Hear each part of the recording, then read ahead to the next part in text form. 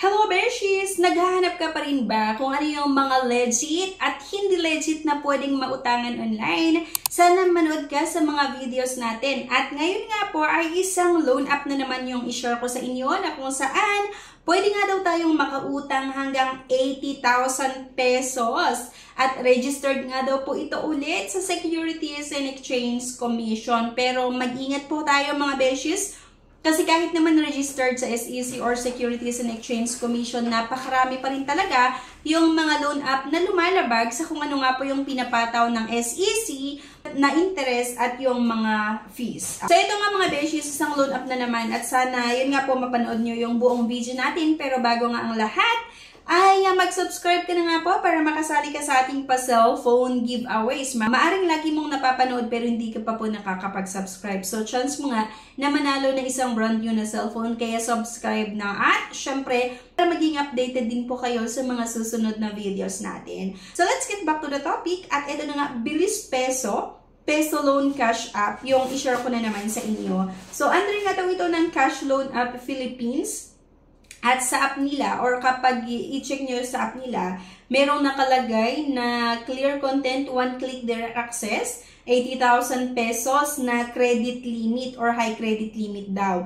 And then pagka-open ko nung app nga ng Bilis Peso, naging 100,000 na naman daw yung pwedeng mahiram or maximum loan amount up to 100,000 pesos at may 3 months or 91 days na loan terms, 0.05% per day na interest. Pagka-click natin ng apply, pero bago yun, may nakalagay dito sa baba na safe and reliable, flexible lending, convenient, professional, enjoy the ultra-high borrowing loan, low interest rates. Okay, so totoo kaya ito, kaya isa yan sa mga bubusisihin natin.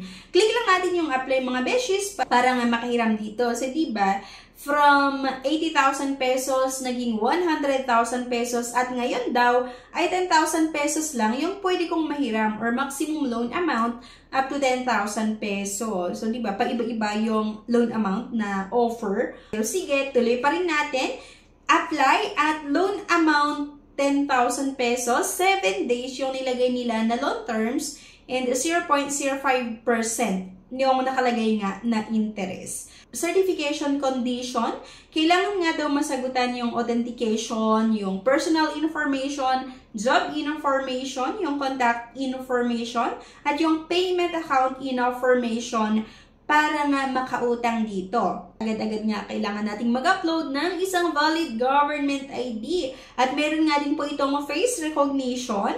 And yung ID na tinatanggap nga yung UMI, driver's license, passport, yung TIN, pwede din daw. Yung SSS, yung voter's ID, health card, at yung national ID. Pagkatapos nun, kailangan nga nating sagutan yung personal information, convenient application, and quick disbursement. Pero sabi ko nga po sa inyo, sana mapanood nyo yung buong video nito bago nyo i-download or kung talagang gusto nyo subukan. Kasi maaring sa dulo, ang review natin sa loan app na ito, baka magbago pa yung isip nyo. So, kailangan nyo malagay yung gender, male or female, education, yung marital status, number of children, loan purpose, at yung email, kung ano yung profession nyo, work experience, monthly income, salary type, salary day, at job type. Next nga ay yung emergency contact or personal information. Maglalagay nga lang tayo dito ng mga kakilala natin. At napakabilis lang mga beses ko ha, kasi agad-agad bank information na tayo.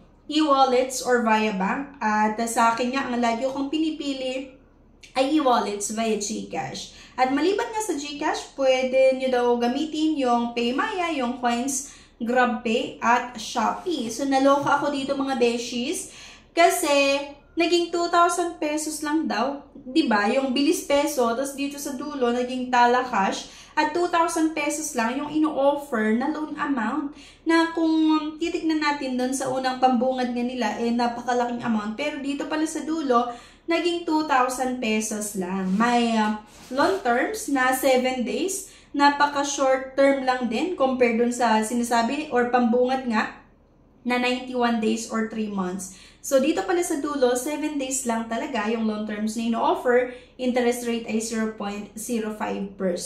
And disbursal amount daw ay 1,200. Akalain mo, doon sa 2,000 pesos na possible na mautang ko dito, ang matatanggap ko lang pala ay 1,200. Kasi nga, meron daw itong processing fee na 667.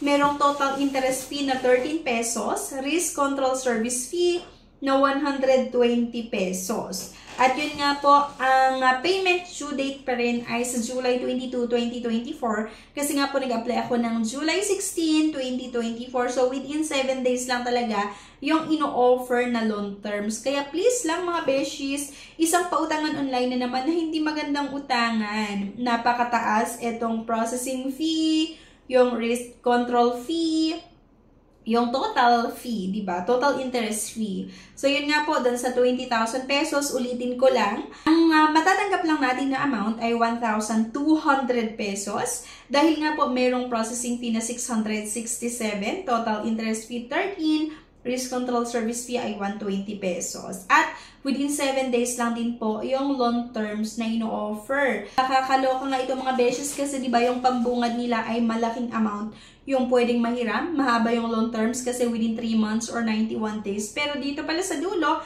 ay tsaka natin malalaman na within 7 days lang talaga yung ino-offer. At hindi rin ganun kalaki yung amount na pwedeng mahiram kasi 2,000, especially nga po kung first time natin na manghiram dito. Kaya kung meron sa inyong naka-experience ng mas malaking amount, ganyan, or mas mahabang long term, sana i-comment nyo po yan. Pero based nga sa experience natin, lalong-lalo kapag first time na manghiram dito, ay 7 days lang po talaga yung ino-offer na long terms. Para sa mga nag-try or nakatry na umutang dito, kung meron kayong experience na hindi maganda sa loan app na ito, lalong-lalo noong malapit na yung due date nyo, or due date nyo na, or maaring nag-post due ang inyong loan application and naka-experience po kayo ng hindi maganda sa loan app na ito, sana po i-comment nyo yan ha, para diba mabasa ko rin at mabigyan nga natin ng babala yung mga iba na nagbabalak palang subukan na umutang dito, lalong-lalo nga po yung mga baguhan pa lang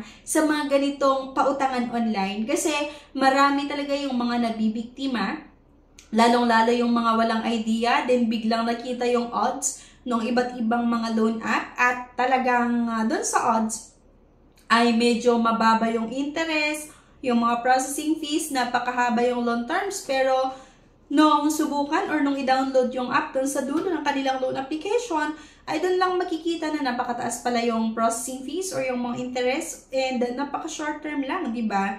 So sana po i-comment nyo kung meron kayong hindi maganda na naging karanasan sa pautangan na ito or sa bilis peso nga, tala cash on the... Para di ba mawasan or mabawasan yung mga nagiging biktima ng iba't ibang mga loan app, iba't ibang scheme nila ng pagpapautang. Okay, so yun lang mga beshies. Sana nagkaroon na naman tayo ng panibagong idea or nagkaroon tayo ng kaalaman kung ano yung possible na ma-experience sa loan app na ito. At kung ako nga po yung tatanungin nyo, hindi ko talaga nire-recommend yung loan app na ito dahil hindi maganda utangan. Napakataas nga po yung service fee, yung processing fees, and napaka-short term lang. Anyway, thank you for watching. Please don't forget to click the subscribe button. Sana i-like nyo din yung video at huwag nyo kalimutan na i-share. Thank you guys at see you on my next vlog. Bye-bye!